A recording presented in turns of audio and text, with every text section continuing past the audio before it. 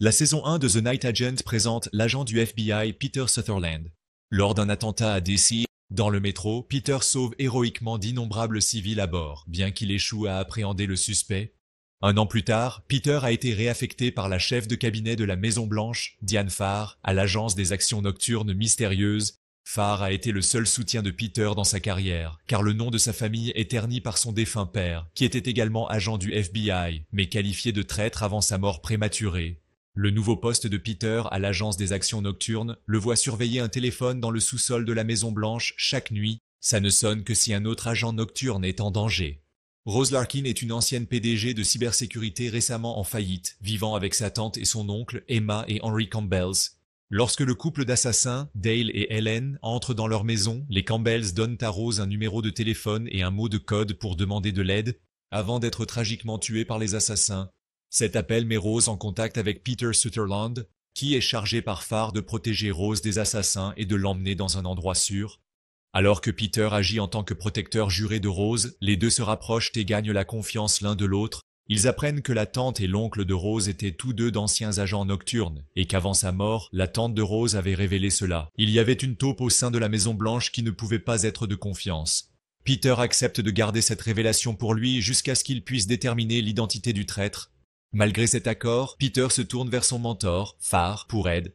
Puisqu'elle est la seule personne à la Maison-Blanche en qui il a entièrement confiance, Farr révèle que la présidente Michelle Travers avait assigné les Campbells à démasquer la taupe de la Maison-Blanche et à exposer leur lien avec l'attentat du métro de DC. Attentat dans le métro. Malheureusement, Peter réalise alors que Farr l'a trahi et est contraint de fuir. Farr qualifie publiquement Peter de traître et ordonne aux assassins de tuer Rose. Tout en échappant à leurs poursuivants, Peter et Rose parviennent à tuer l'assassin, Dale. Ailleurs, la fille du vice-président Redfield, Maddie, est étudiante à l'université et protégée par l'agent du Secret Service Chelsea Harrington. Chelsea se voit assigner un nouveau partenaire pour protéger Maddie, l'agent Eric Monks, qui lutte avec le traumatisme d'avoir été précédemment blessé par balle en protégeant le président. À l'insu des deux agents, le vice-président Redfield lui-même collabore avec les assassins qui ont tué les Campbells. Lorsque Maddie est kidnappée par Colin, l'homme responsable de l'implantation du virus DC, attentat dans le métro, Chelsea et Monks se précipitent pour la sauver. Colin fait alors chanter Redfield pour qu'il révèle publiquement son propre implication dans l'attentat du métro, sinon Maddie sera tuée. Redfield demande de l'aide à ses alliés corrompus, Diane Farr et le puissant PDG Gordon Wick. Farr et Wick déplorent la précarité de la situation de Redfield.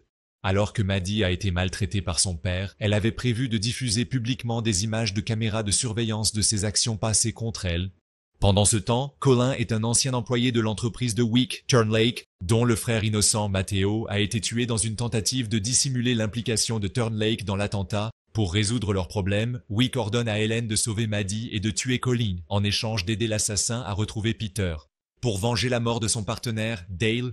Ailleurs, Peter et Rose s'associent avec les agents du Secret Service, Chelsea et Peter, et des moines pour sauver Maddie et stopper une potentielle seconde menace de bombe. Après avoir trouvé Maddie et Colin, le groupe est intercepté par Helen, qui tue à la fois Colin et Monks, avant que Rose n'intervienne et ne tue l'assassin, vengeant pleinement sa tante et son oncle. Chelsea révèle alors à Peter et Rose que, le jour du premier attentat, elle avait été assignée à protéger le leader politique étranger Omar Zadar, cible de la bombe, qui a été sauvé par inadvertance par l'héroïsme de Peter.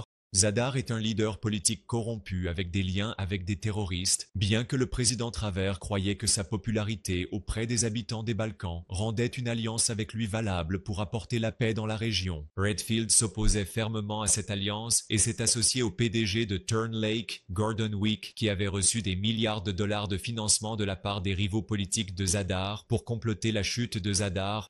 Et donc Redfield et Wick ont travaillé ensemble pour mettre en scène l'attentat dans le métro dans une tentative de tuer Zadar, mais ont échoué à cause de l'intervention de Peter.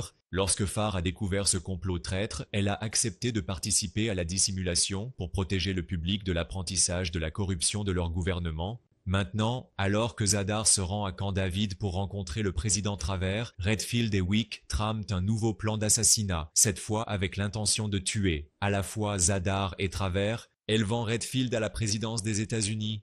Ne voulant pas participer à l'assassinat du président, Farr s'associe à Peter, Rose, Chelsea et Maddie pour contrecarrer la nouvelle attaque. Alors que la saison touche à sa fin, tout le monde arrive à Camp David. Le directeur du Secret Service, Almora, avertit de la menace sur la vie du président Travers, mais Almora est ensuite tué par un agent renégat travaillant pour Wick. Alors que Peter et ses alliés infiltrent Camp David, ils apprennent que 2 bombes ont été placées dans la zone. Alors que la première bombe explose, Chelsea sauve Maddie de l'explosion. Alors que l'attaque oblige Travers à être évacué par l'hélicoptère Marine One, Peter réalise que c'est exactement là que la seconde bombe a été placée. Peter court pour échapper aux marins et aux agents du Secret Service qui le poursuivent afin d'empêcher Travers de monter dans l'hélicoptère juste avant qu'il n'explose. À la fin, Farr et Redfield sont tous deux arrêtés, Maddie acceptant de témoigner contre son père maléfique. Chelsea est promue à la tête du Secret Service du président Travers. Détail. Et Rose affirme ses sentiments romantiques pour Peter et rêve de revenir à sa carrière dans l'industrie technologique. En récompense de ses actions héroïques, le président Travers révèle à Peter des informations classifiées sur son défunt père. Confirmant cela, Peter Sutherland Sr. était en fait un traître, mais a été assassiné après avoir ressenti de la culpabilité pour ses actions et avoir tenté de se racheter de ses péchés. Peter est ensuite promu au rang d'agent de nuit officiel, le sortant du sous-sol de la Maison Blanche et l'envoyant sur le terrain.